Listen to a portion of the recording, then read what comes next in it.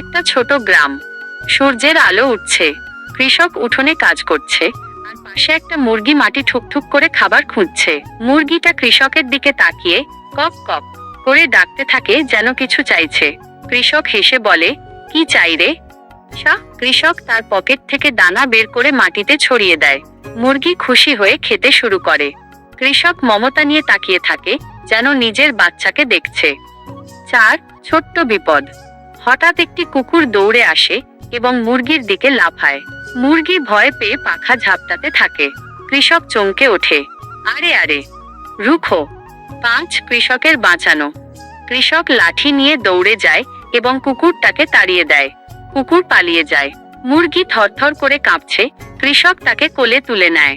কৃষক মুরগিটাকে শান্ত করে মাথায় হাত বুলিয়ে বলে, কিছু না হয়নি, আমি তো আছি।